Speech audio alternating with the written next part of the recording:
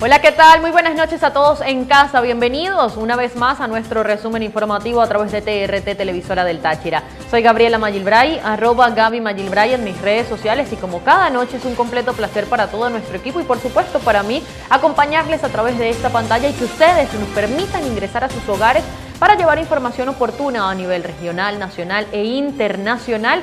En este caso, hoy jueves 7 de octubre. Antes de iniciar con el repaso noticioso informativo, les quiero mencionar nuestras redes sociales, las de la televisora. @noticiaspiso TRT para Instagram, @noticiastrt para Twitter. Recuerden siempre que pueden seguirnos a través de ellas.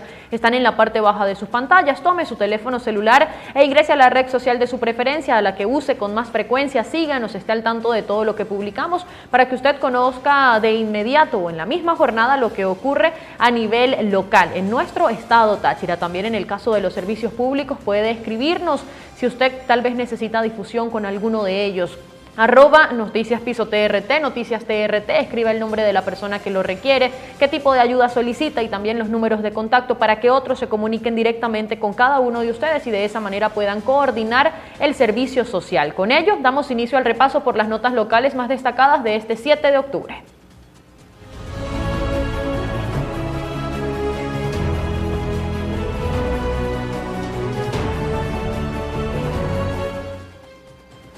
A nivel regional, Arturo Molina, titular de la Dirección de Educación del Estado Táchira del Ejecutivo Regional, habló respecto a la apertura comercial de la frontera colombo-venezolana por el Estado Táchira e indicó que esta no puede utilizarse como comodín electoral. Ya basta de utilizar la situación fronteriza para hacer ofertas engañosas a los ciudadanos como estrategias o comodín electoral, generando falsas expectativas, afirmó Arturo Molina, el director de la Dirección de Educación del Gobierno Regional. A la problemática de frontera, señaló, se suma el estado de indefensión en que se encuentran los 5.000 estudiantes venezolanos que cursan estudios del lado colombiano, quienes prácticamente han tenido que rogar les permitan seguir formándose en el vecino país, en este caso en norte de Santander. De frontera pasamos a salud y compartimos con ustedes las cifras, el balance oficial que a diario es publicado por la cuenta de Instagram del Hospital Central de San Cristóbal respecto a los casos que hay en el área de aislamiento COVID-19 en este centro de salud. Para hoy, jueves 7 de octubre, hay 21 pacientes hospitalizados, 4 ingresados en la unidad de cuidados intensivos, 3 bajo ventilación mecánica, ningún altas médicas, la jornada de ayer tampoco hubo, recordemos, 17 personas en atención en triaje respiratorio y 3 nuevos ingresos. Lo repasamos una vez más, 21 pacientes hospitalizados, 4 en unidad de cuidados intensivos, 3 bajo ventilación mecánica, ningún altas médicas, 17 en atención en triaje respiratorio y 3 nuevos ingresos para este día.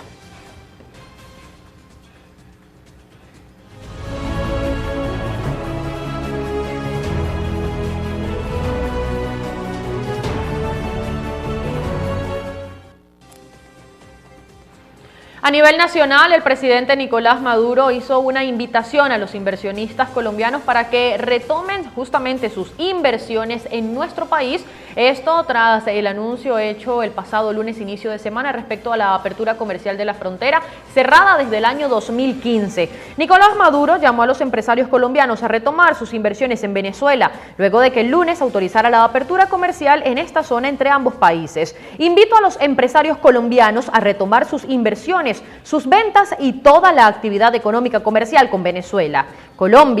Colombia, aquí está Venezuela. Venezuela te espera, Colombia. Esto decía el presidente Nicolás Maduro y continuaba con lo siguiente. Por encima de torpezas políticas debe prevalecer la economía, indicó Maduro durante un evento gubernamental. Él ordenó la apertura de la frontera en favor de retomar la actividad económica comercial y señaló que su gobierno estima el paso mínimo de 15 gandolas, es decir, camiones de carga diarias, con productos desde Colombia hacia Venezuela.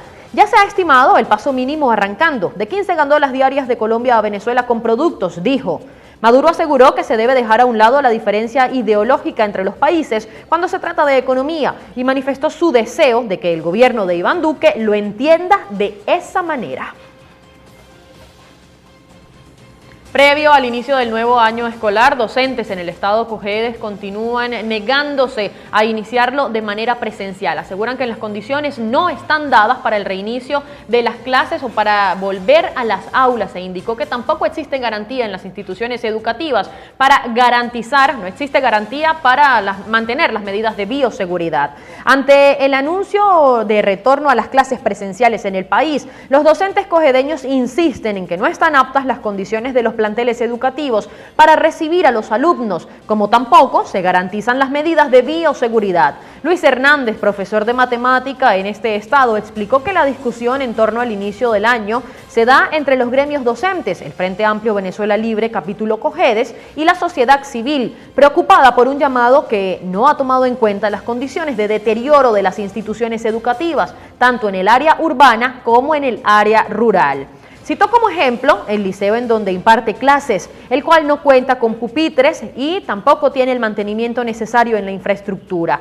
Resaltó el tema de la alimentación suministrada a los estudiantes, que disminuyó a lo mínimo. Solamente les daban arroz y algunas veces caraotas. El año pasado, todos sabemos la situación crítica de las cocinas en los planteles, dijo el portavoz.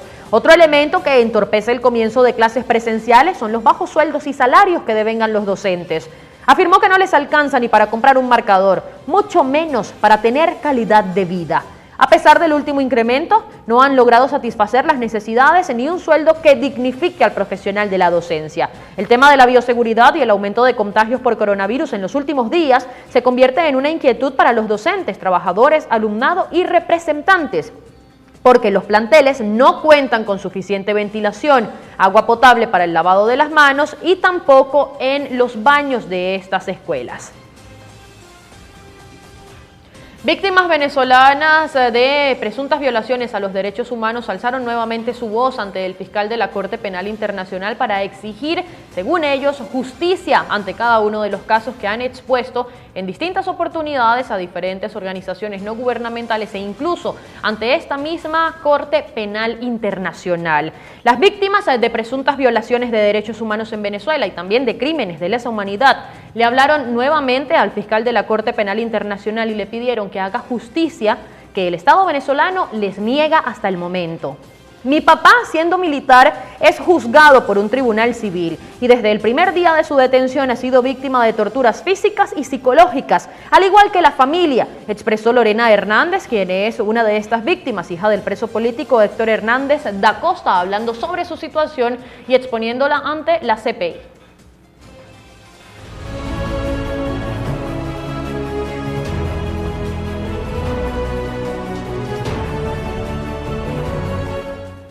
Un terremoto de magnitud 5.9 se produjo la madrugada de este jueves en Pakistán y dejó al menos 20 personas fallecidas y unos 200 heridos. Esto causó además derrumbes en techos y muros cuando la gente todavía dormía. El sismo ocurrió a poca profundidad en la provincia sureña de Balochistán. Repercutió en al menos 6 ciudades y otros poblados, pero el área más afectada fue la remota ciudad montañosa de Harnai, en una aldea de ese distrito con pocos caminos pavimentados y escasa infraestructura eléctrica. La sacudida despertó a los habitantes. Los mismos lugareños trataban de apartar los escombros de color ocre en los que se habían convertido sus casas. Niños con vendajes y caras manchadas sentados en camillas guardaban un silencio roto por las ambulancias y también los helicópteros que merodeaban y circulaban por la zona. Estamos recibiendo información de que 20 personas murieron por el terremoto. Esto indicó el ministro provisional de Interior, agregando que cientos de casas de barro fueron dañadas. Una mujer y 6 niños figuran entre los 20 muertos, indicó un alto cargo del gobierno provisional, quien agregó que más de 200 personas resultaron heridas. El movimiento telúrico provocó apagones en la región y el personal sanitario debió trabajar sin iluminación la madrugada de este jueves en un hospital público que aparte estaba mal equipado. El Papa Francisco advirtió sobre un mundo inhabitable respecto al cambio climático y las consecuencias que este está teniendo a nivel mundial. El Papa Francisco calienta la cumbre del clima COP26 con este mensaje: el cambio climático amenaza la vida en la Tierra. El Papa se ha reunido con cerca de 40 líderes religiosos y científicos de todo el mundo en el Vaticano para reclamar respuestas eficaces por parte de los gobiernos en vista de la próxima cumbre climática COP26, que se celebrará en Glasgow, Reino Unido, el próximo noviembre. La COP26 de Glasgow está llamada urgentemente a ofrecer respuestas eficaces a la crisis ecológica sin precedentes y a la crisis de valores que vivimos, ha señalado Francisco en el texto conjunto firmado por 33 líderes religiosos y una decena de científicos y científicas. El Papa ha entregado el texto al presidente designado de la COP26, Alok Sharma, y al ministro italiano de Asuntos Exteriores, Luigi Di Maio. En el documento, que fue entregado en mano a los participantes del acto estructurado bajo el título Religión y Ciencia hacia la COP26, se pide que el mundo alcance 0 emisiones netas de carbono lo antes posible para limitar el aumento de la temperatura media mundial a 1.5 grados por encima de los niveles preindustriales. En la ceremonia, celebrada en el aula de las bendiciones de la Basílica de San Pedro, pero organizada de forma conjunta por las embajadas de Gran Bretaña e Italia ante la Santa Sede, Francisco ha destacado que la humanidad nunca antes ha contado con tantos medios para alcanzar este objetivo como los que tiene hoy en día. Estaba previsto que el Papa leyera el discurso, pero por falta de tiempo ha preferido dar una copia a cada uno de los participantes, a cada uno de los presentes en esta reunión. La Organización de Naciones Unidas prevé una inminente crisis en Afganistán luego de la toma del poder por parte de los talibanes el pasado mes de agosto. Desde que los talibanes tomaron el poder, la economía de Afganistán está en caída libre. La directora del Programa Mundial de Alimentos de la ONU, Mary-Ellen McGrorty, certifica dificultades humanitarias generalizadas, carestía, congelación de los activos y también la suspensión de los proyectos de desarrollo.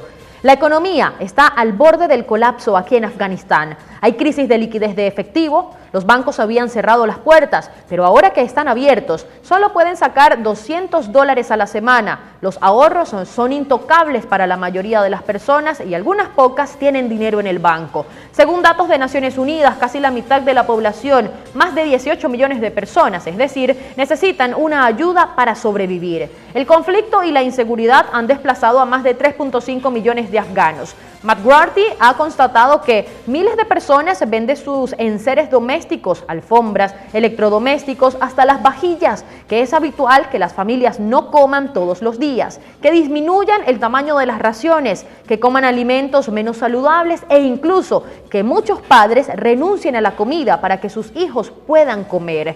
Ella asegura que es la primera vez que ve que una crisis empeora como la de Afganistán, como esta se intensifica y acelera al ritmo, a la escala en que lo está haciendo actualmente. Vamos a una pausa comercial luego de estas informaciones y ya volvemos con ustedes.